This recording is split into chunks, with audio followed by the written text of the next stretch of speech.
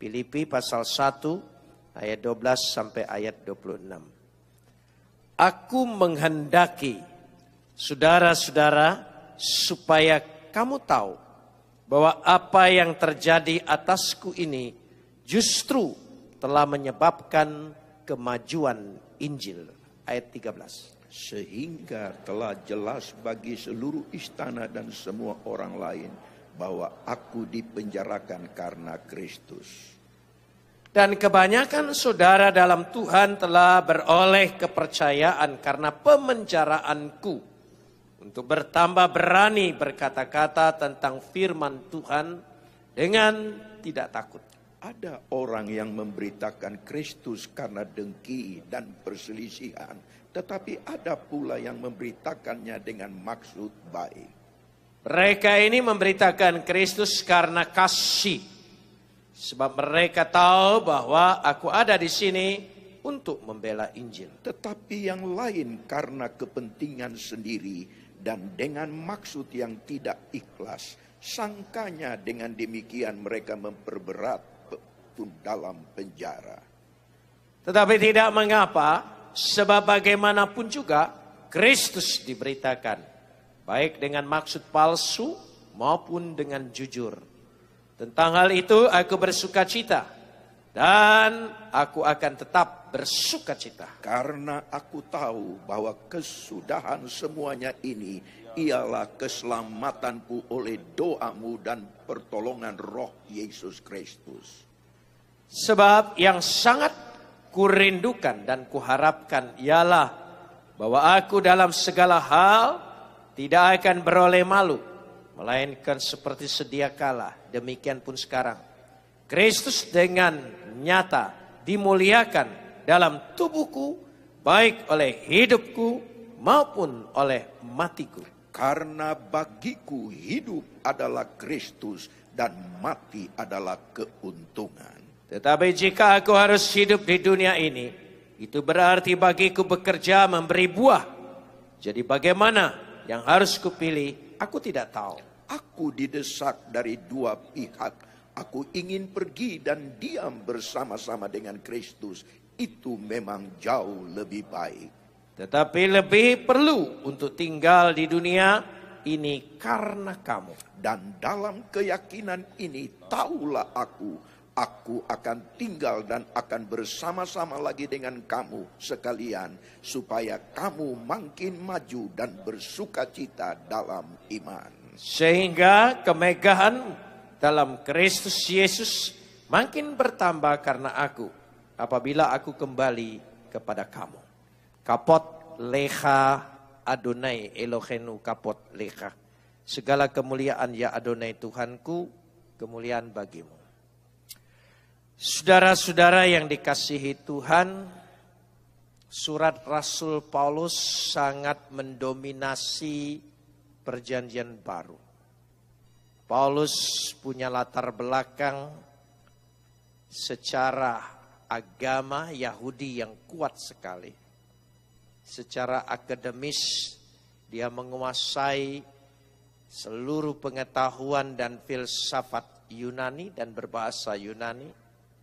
Secara pribadi dia adalah warga negara Roma, sehingga kemampuannya dipakai oleh Tuhan dalam konteksnya. Sehingga ini yang dimaksudkan.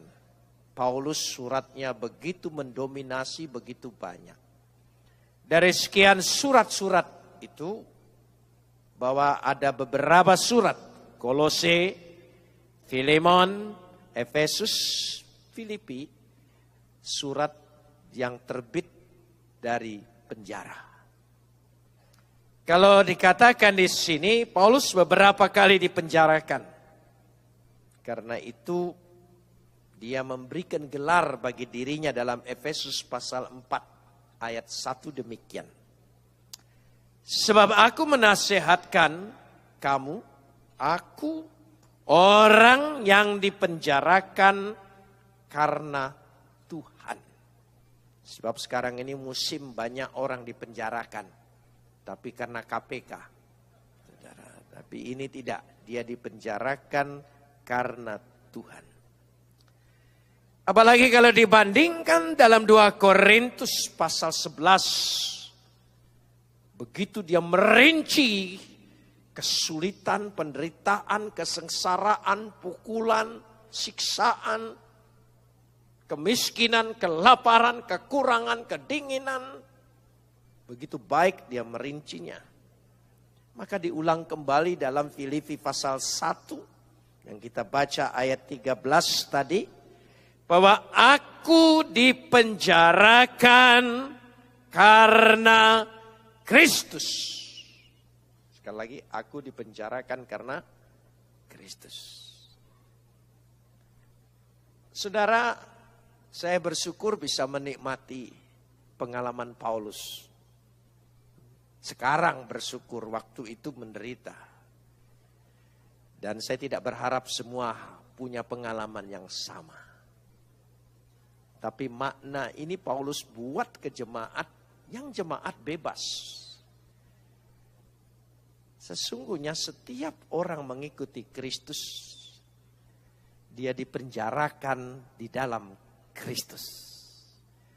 Apalagi kita hamba Tuhan yang menyerahkan diri menjadi hamba. Hamba itu punya tuan dan terikat dengan tuannya. Dan tidak bisa bebas. Disinilah dilemanya hidup sebagai hamba Tuhan. Dengan pelayanan kita, panggilan kita, pekerjaan kita, semuanya kita ini berada di dalam penjara. Tapi penjara karena Kristus. Tolong ingat, orang di penjara itu tidak bebas. Dan barang siapa membebaskan diri dengan cara melarikan diri, nah, itu lain saudara ya. Itu namanya buron. Nah, itu penting sekali. Jadi sebagai manusia, sekali lagi sebagai manusia, kita punya kesenangan, punya keinginan, punya selera, punya kemauan. Dan kita ingin bebas sebagai hidup layaknya manusia. Wajar. Tapi setiap orang yang percaya pada Kristus, dia menjadi hamba Kristus. Dan lebih lagi kita menerima panggilan yang paling istimewa dan anugerah yang terbesar dalam hidup kita. Kalau kita dipilih untuk melayani dia. Oh, itu hak istimewa.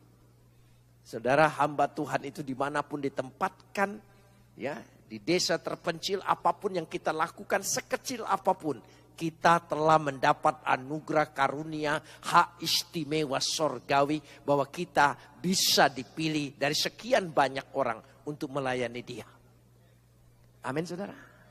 Tapi jangan lupa dikatakan kita dipenjarakan karena Kristus. Jadi saudara bersedia dipenjarakan karena Kristus? Tidak usah masuk penjara, tapi sekarang dengan panggilan kita sendiri, dengan pekerjaan dan pelayanan kita sendiri, kita sudah terpenjara dalam Kristus. Karena orang yang terpenjara tidak bisa bebas. Mau-maunya sendiri, tidak bisa. Selera sendiri, mau sendiri. Dan ini selalu bertentangan satu dengan yang dan kita orang di penjara itu harus punya aturan dan ikut aturan penjara. Dia tidak bisa bebas berjumpa dengan siapa saja. Dia tidak bisa bergaul dengan siapa saja. Tidak bisa bebas. Semua ada batasan-batasannya. Bukankah begitu juga kita hamba Tuhan ini?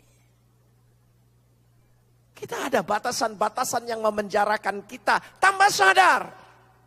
Kalau kita sadar sebagai hamba Tuhan, kita ingin jalan-jalan seperti orang lain, kita ingin hiburan seperti orang lain, kita ingin menikmati semua seperti orang lain. Tapi ternyata dalam hati kita dituntut seperti ada satu penjara yang memenjarakan kita. Kita tidak mungkin malam minggu ada ngantri karcis bioskop, nggak mungkin ada saudara. Itu salah satu penjara. Kita resah kalau saudara betul ada Roh Kudus. Saudara resah dengan keadaan seperti itu. Saudara pasti rasa aku tidak layak dan aku tidak pantas di tempat ini. Dan itu penjara bagi kita. Dan penjara itu, Paulus berkata, bersukacita dia.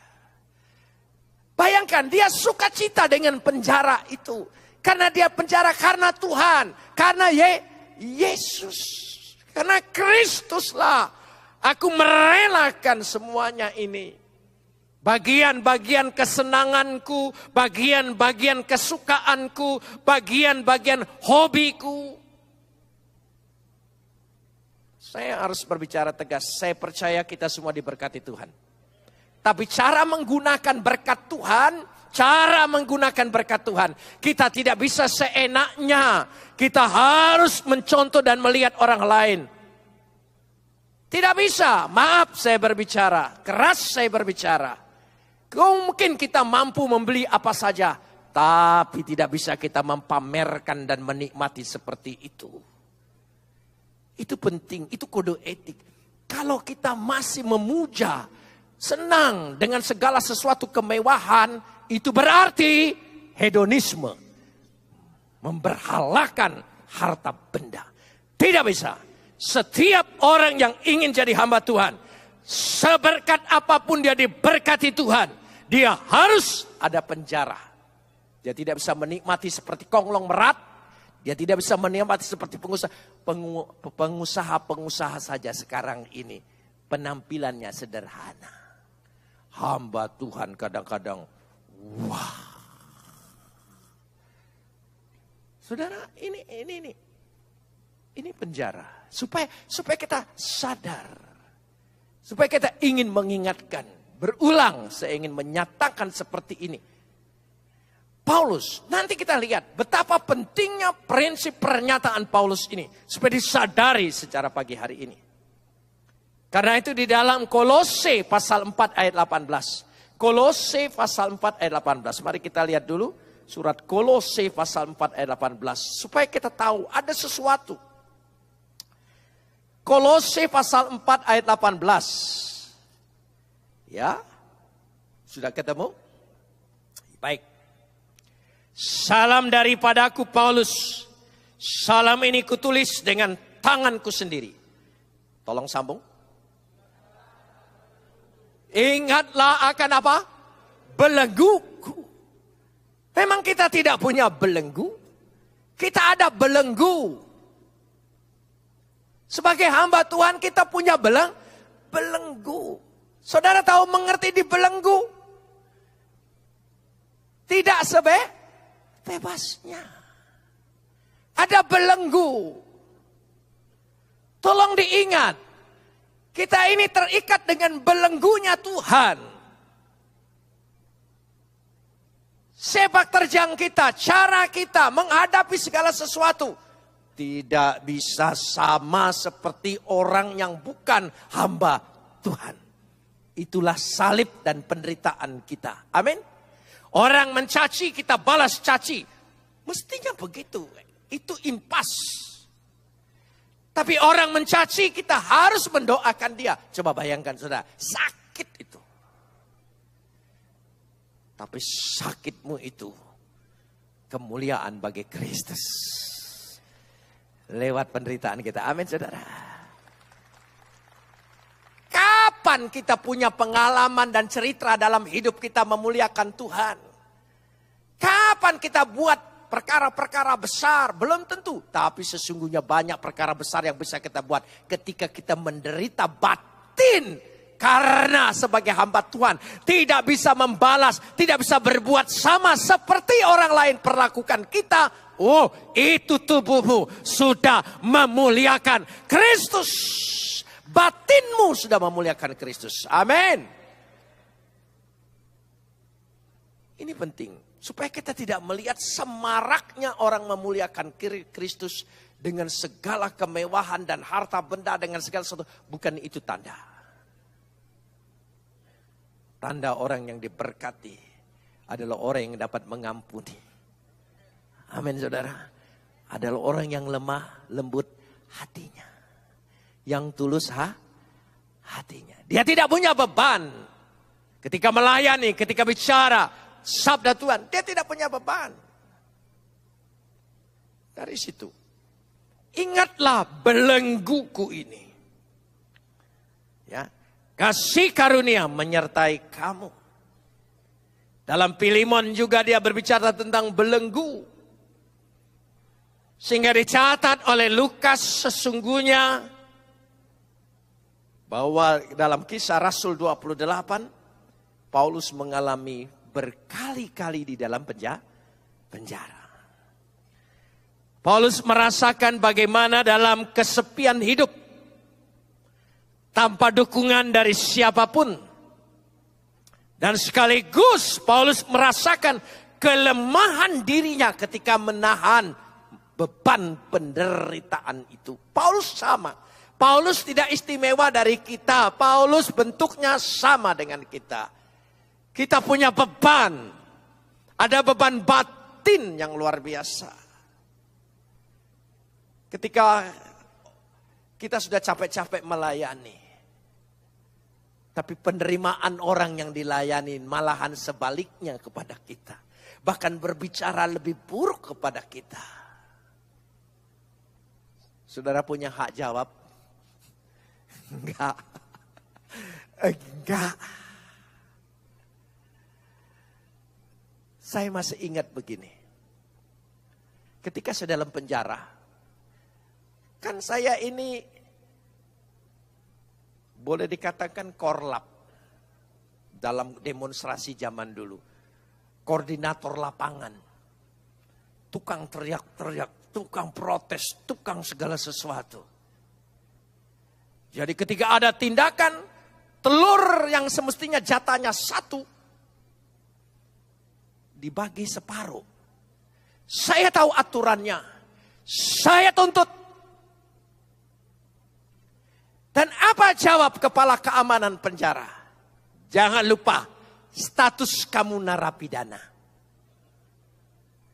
Tidak punya hak jawab. Saya jadi heran. Nanti kalau kamu sudah keluar, boleh punya hak. Oh begitu. Itu penderitaan kan? Kita pikir itu penderitaan. Betul itu penderitaan. Itu siksaan. Betul siksaan. Tapi kapan lagi kita punya batin memuliakan Kristus? Kapan lagi tubuh kita dan hati kita terluka karena Kristus? Kapan lagi kehormatan pribadi kita dimuliakan buat Kristus? Tatkala kita mengalami itu semua, katakan amin. Amin saudara. Oh sukacita sekali kalau dalam hidup ini batinku, perasaanku, pengorbanan bisa menjadi keagungan dan kemuliaan bagi nama Kristus. Tanpa ikut Yesus pun saudara bisa menangis dalam hidup ini. Tapi menangis menderita karena Yesus, air mata kita tidak sia-sia. Air mata tidak selalu keluar dari mata. Biasanya laki-laki orang kalau sudah saking sedihnya tidak keluar air mata saudara. Saking beratnya sudah tidak keluar air mata. Kecuali diam dengan cemberut. Pikirannya menerawang. Kalau aku ada pistol aku tembak dia. Tapi diingatkan lagi. Dan luka kita. Luka-luka itu. Lebih baik hati terluka karena Kristus. Daripada terluka karena cinta.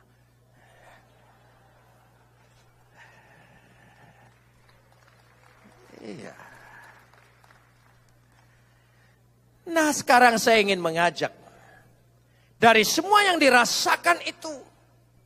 Paulus bersaksi. Saya ingin mengajak kita membaca 2 Timotius. 2 Timotius ini surat berkenaan semua. 2 Timotius pasal 4. 2 Timotius pasal 4. Pagi ini menjadi renungan kita. Ayat 16. Ya, 2 Timotius pasal 4 ayat 16 dan 17. Tetapi Tuhan telah mendampingi aku dan tolong sambung menguatkan aku. Ya betul. 2 Timotius pasal 4 ayat 17 dan 18. Tetapi Tuhan telah mendampingi aku dan tolong sambung menguatkan aku. Tuhan yang memberikan kekuatan. Tetapi Tuhan berdiri bersama aku dan menguatkan aku. Sebetulnya bahasa aslinya hodekurios moi pareste kai enudumason me. Sekali lagi, bukan hanya Tuhan mendampingi aku saja, tapi Tuhan memberikan apa? Enudumason, dunason itu dunamis, kuasa, kekuatan. Tapi Tuhan mendampingi aku dan memberikan kekuatan kepadaku. Kekuatan Tuhan itulah yang membuat kita mampu menjalani itu semua sampai selesai. Amin, saudara. Kita mengimani hanya kekuatan Tuhan. Tidak perlu berharap dari orang lain supaya dia berdiri bersama. Tapi bagaimana berdiri bersama nanti akan dibahas dari ayat-ayat ini untuk menyatakan bahwa kekuatan Tuhan bersama aku. Ya. Karena itu Paulus berbicara dengan jelas bagaimana sesungguhnya bahwa iman itu telah sungguh-sungguh bersama dengan dia. Mendampingi berarti bersama. Ya. Kita baca dulu dalam 2 Efesus. Surat Efesus pasal 2. Surat Efesus pasal 2 ayat 5 dan 6. Ayat 5 dan 6. Inilah doktrin Paulus. Dikatakan telah menghidupkan kita bersama-sama dengan Kristus. Tolong diingat kata bersama-sama dengan Kristus. Sune zo poisen to Kristus. Sun akar kata sun bersama-sama. Itu bahasa Indonesia. Sebetulnya dua kata ini ada perbedaan kalau di bahasa Indonesia kan lagi. Sunejuan bersama-sama. Saudara bersama-sama dengan Yesus? Katakan lebih tegas bersama dengan Yesus. Kata sun, akar kata sun lebih menunjukkan melekat, bukan dekat. Melekat, bukan dekat. Saudara bisa membedakan antara dekat dengan melekat? Loh ya, saya dekat dengan Yesus, belum tentu jadi Yesus. Tapi melekat, konsepnya ada dalam Yohanes pasal 15. Jika ranting itu tidak melekat kepada pokok anggur, bukan bersama. Kalau bersama pohon ini sama pohon ini, buahnya beda-beda. Saya khawatir selama ini kita bukan melekat tapi dekat. Makanya buahnya beda-beda. Yesus suruh buahnya ini, kita berbuahnya lain. Pohon duren dekat dengan pohon mangga. Buahnya duren dengan mangga enggak keliru masing-masing. Saya dekat dengan Tuhan, saya bersama-sama dengan Tuhan. Tapi dalam arti dekat. Kalau dekat bukan melekat, tidak mungkin buahnya sama. Ini penting, saudara. Ini koreksi buat saya dan saudara sebagai hamba Tuhan. Kita renungkan ini. Buat apa kita menghabiskan waktu masuk ke dalam penjara Kristus ini? Kalau hasilnya nanti buahnya beda. Sun. Akar kata bahasa Yunaninya sun. Coba katakan. Diterjemahkan bersama-sama. Betul. Tapi bersama-sama dalam makna yang bukan dekat, tapi apa? Beda. Sekali lagi, apa? Amin, saudara. Ranting itu melekat. Kalau ranting itu melekat pada dahannya, maka segala kebaikan dari pohon itu tanpa diminta akan mengalir kepada ranting itu dan akan menghasilkan buah dari nama pohon itu. Kalau pohonnya Kristus, maka buahnya adalah buah-buah Kristus. Nanti ada kata itu lagi dalam surat ini. Saya ingin mengeksposisinya dalam surat ini untuk menyatakan apapun yang terjadi, yang penting buahnya. Jadi saya khawatir sekarang saudara melihat orang, oh dia dekat sekali dengan Tuhan. Tiap malam bicara dengan Tuhan. Itu dekat, tapi tidak malah. Saya tidak peduli dengan karunia orang segala macam kalau dia masih taraf dekat, bukan melekat. Melekat harus buahnya sama. Saudara bisa tanam pohon apa saja yang sangat dekat, tapi tidak melekat. Satu lubang pun saudara tanam itu, dua pohon, buahnya tetap berbeda karena tidak melekat. Bisa kita renungkan pagi hari ini. Ini renungan cukup panjang bagi kita semua melayani Tuhan. Tuhan, aku ini melekat atau dekat. Saya dekat. Belum tentu melekat. Jadi renungkan pagi hari ini hanya dua kata. Dekat atau melekat. Dan kenapa kita tidak pernah berbuah sama seperti yang diinginkan oleh Kristus? Jangan-jangan kita belum melekat, tapi baru dekat. Dekat doang. Saya banyak dekat, rumah saya dekat dengan pembesar, tapi tidak melekat dan tidak kenal. Dekat. Semuanya dekat. Oh, rumahnya dekat saya. Oh, itu dekat saya. Mall dekat dengan saya. Tapi mall tidak pernah punya saya, saudara. Loh itu. Jadi hanya dekat. Soal bicara dekat, jarak. Apa saja kalau bicara dekat, pasti ada kata jarak. Kalau ada jarak berarti tidak pernah satu. Sedangkan Yesus ingin melekat, ditekankan oleh kata-kata. Jika engkau di dalam aku dan aku di dalam engkau, itu bukan bicara dekat. Sun melekat.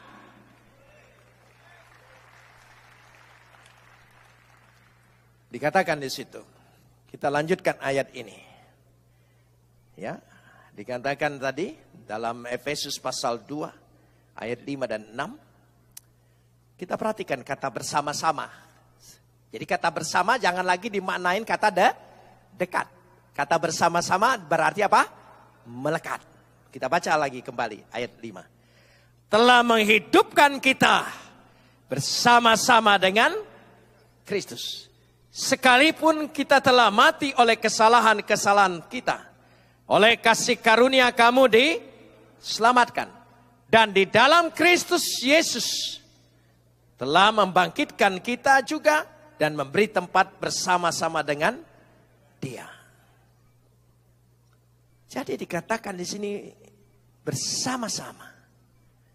Coba pasal Efesus pasal 2 ayat 20.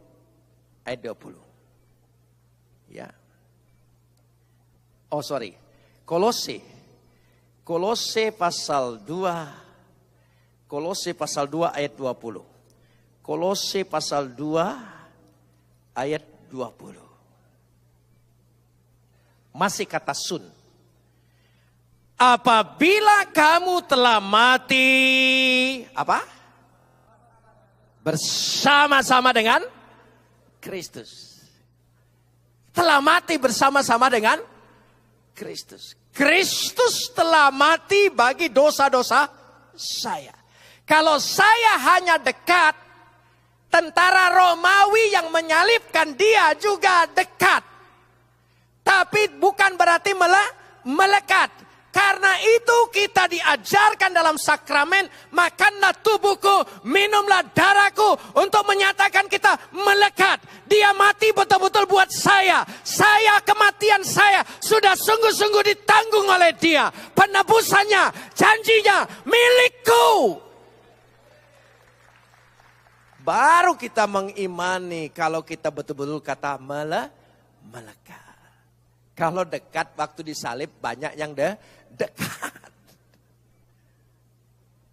Tapi kita kalau melekat berarti dia tergantung, kita tergantung. Dia mati, kita mati. Maka dia bangkit, kita juga bangkit. Itulah kepastian kita di dalam pribadi Yesus. Saya mendapat kepastian itu. Kenapa? Saya percaya Tuhan, saya menyembah Tuhan. Tapi saya tidak pernah punya kepastian yang betul-betul pasti bahwa aku diselamatkan dan menerima janji Tuhan itu. Bahwa sungguh-sungguh janji Tuhan itu menjadi milikku. Kecuali dalam Kristus. Karena itu saya pindah. Tidak ada dalam apapun agama di dunia ini yang menjamin begitu pasti. Karena itu pribadi Kristus itu betul-betul saya imani dan saya tidak akan bergoyah sedikit pun dari pribadi itu. Karena pribadi itu adalah kepastian bagi hidup kita. Itu penting, prinsip ini.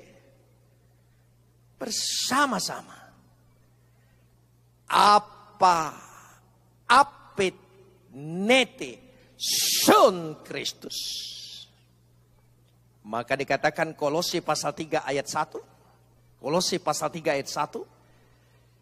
Karena itu kalau kamu dibangkitkan. Tolong sambung. Dibangkitkan.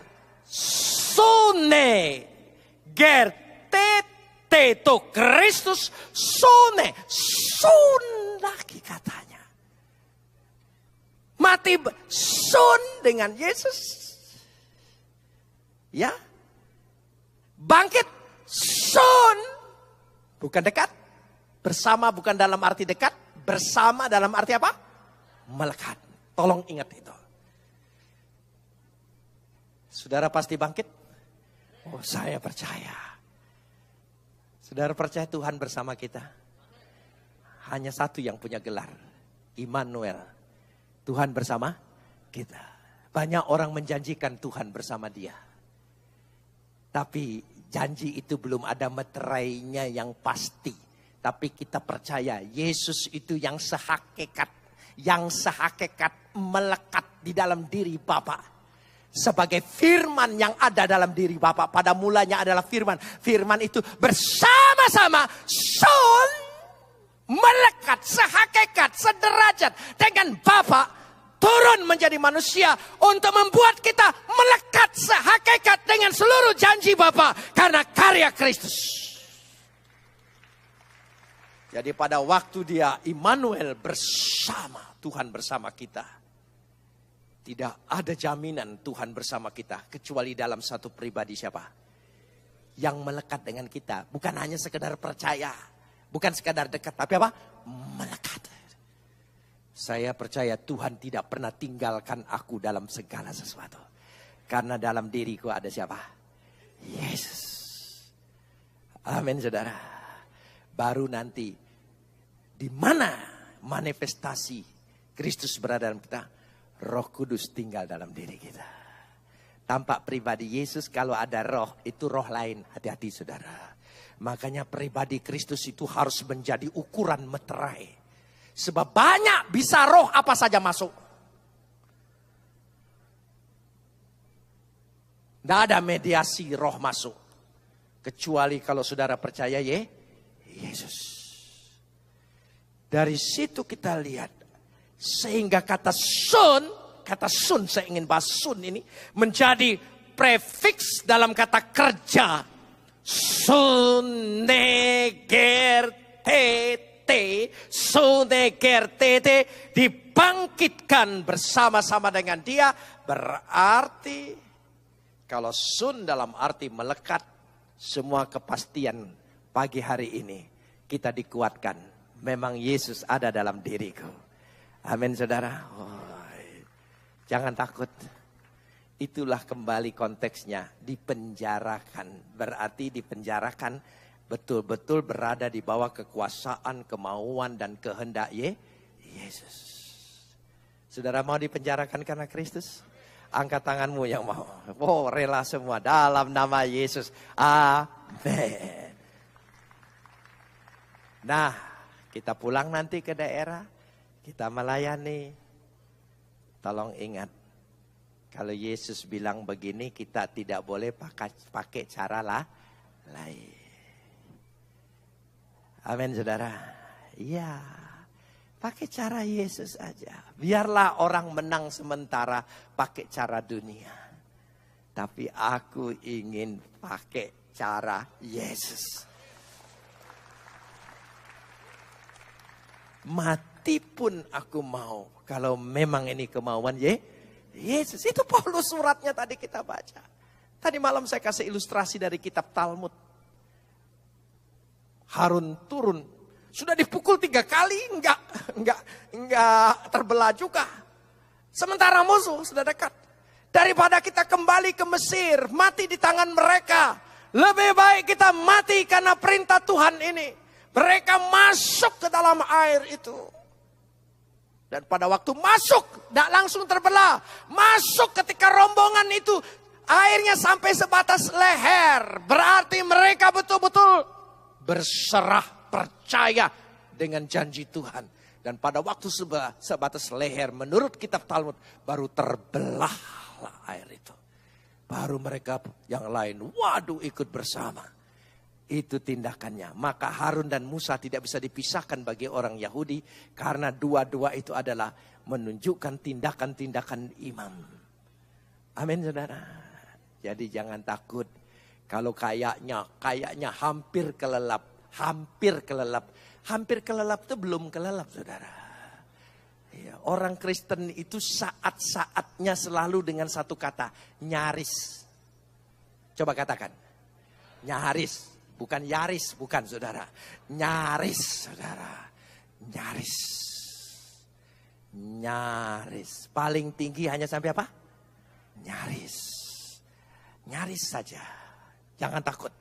Jalanin semua. Amin. Pasti terbelah lah. Pasti terbelah. Dari situlah. Dia menyatakan diri di sini. Sehingga, bagus sekali. Kita masuk lagi masih Kolose pasal 3 ayat 3. Kolose pasal 3 ayat 3. Saya belum kembali ke sana. Ya. Saya persingkat ini. Sebab kamu telah mati. Tolong sambung. Hidupmu bahasa Indonesianya sebetulnya enggak usah bahasa asli juga. Kata bersama-samanya sudah berulang-ulang kan? Dan dikatakan dengan jelas di situ bahwa ayat yang ketiga, sebab kamu telah mati, hidupmu sekarang tersembunyi. Apa? Bersama sudah saya terangkan, sekarang hidupmu tersembunyi.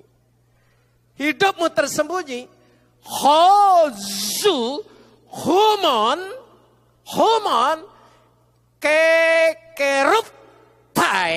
kekeruptai, hidupmu tersembunyi diambil dari konsep harta. Kata hidup zo berbicara tentang hidup kekal. Ya, hidup kekal disertai harta. Jadi sekali lagi hidup kekal itu sebagai harta yang tersembunyi. Jadi kalau bersama dengan dia, engkau sudah memiliki harta yang tersembunyi di dalam diri kita. Yaitu hidup kekal. Janji Tuhan yang kekal. Keselamatan yang kekal. Kalau harta tersembunyi berarti kita belum lihat kan? Ya, tapi nanti pasti harta tersembunyi itu terbuka. Saudara percaya kita punya harta tersembunyi? Karena kita melekat dengan Yesus, sun, dan kita harta yang tersembunyi. Hidupmu, harta yang tersembunyi. Amin. Coba, harta yang dalam diri kita ini ada apa? Yang paling pasti hidup kekal. Nanti setelah mati hartanya muncul. Saudara, kita terima hidup kekal. Tapi sebetulnya makna Paulus kalau dilanjutkan ayatnya, ini sayang terbatas waktunya.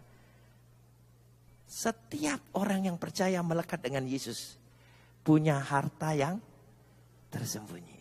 Harta itu bisa juga kekuatan, bisa saja segala sesuatu. Jadi jangan takut hadapi tantangan, rintangan. Nanti muncul ada cadangan harta yang tersembunyi, kekuatan doa yang tersembunyi, kuasa yang tersembunyi. Janji yang tersembunyi. Amin saudara. Tepat pada waktunya muncul tuh harta. Jangan bilang lagi miskin ya. Aku nggak punya apa-apa. Jangan bilang. Secara lahiriah kamu tidak lihat aku punya apa-apa. Tapi aku punya harta yang tersembunyi. Amin. Karena ada kata sun. Ya, menyatakan dirinya. Menyatakan dirinya. Jadi dikatakan pasal 3 ayat 4. Apabila Kristus yang adalah hidup kita menyatakan diri kelak, kamu pun menyatakan diri. Tolong sambung lagi. Aduh puji Tuhan. Ada ketemu lagi kata apa? Sun. Wah, harus banyak sun ini. Yesus memberikan banyak sun. Waduh, cintanya luar biasa. Sun melulu saudara ya. Iya. Kalau pacaran itu sun yang pertama aja berkesan. Sun selanjutnya itu formalitas saja. Sudah tidak ada rasa lagi saudara ya. Ada garis mau tidur. Ya sun. Ya ada ya saja. Sun yang pertama itu menggetarkan saudara ya. Waduh. Makanya jangan sia-siakan. Jadi Yesus itu sunnya luar biasa. Dikatakan ayat di sini karena bersama-sama dengan Dia, ya. Apabila kamu pun akan menyatakan diri bersama-sama dengan Dia dalam waduh. Amin. Kepastian janji Tuhan itu. Ini yang membuat saya makin cinta, makin tidak mungkin bergerak. Bahwa Yesus betul-betul jaminan dalam hidupku. Dalam segala perkara. Bukan hanya hidup untuk akhirat saja. Maksudnya akhirat dunia yang akan datang saudara. Tetapi hidup sekarang pun aku punya harta yang tersembunyi. Kata ini menyatakan diri dalam kemuliaan. Menyatakan diri. Panerote. Kata panerote. Panerote berasal dari kata panero. Panero. Sebab di dalam diri kita yang melekat. Dia akan menyatakan dirinya. Dan orang akan melihat. Yesus ada dalam hidup kita. Jangan sampai kita jadi hamba Tuhan. Waduh, di mimbar kita seperti tampang malaikat. Giliran memimpin rapat. Setannya keluar. Saudara, ini kalau ganti-ganti peran itu namanya apa? Sandiwara. Janganlah jadi hamba Tuhan hanya sekedar sandiwara. Kalau orang tidak sandiwara, di mana saja tetap sama. Nah, Paulus terangkan ayat-ayat selanjutnya. Makanya ada yang begini, menginjilin karena gini. Banyak yang sandiwara-sandiwaranya. Paulus kutip di situ dengan jelas sekali. Jadi dikatakan di situ, ya. Ayat 15, ada orang yang memberitakan Kristus karena apa?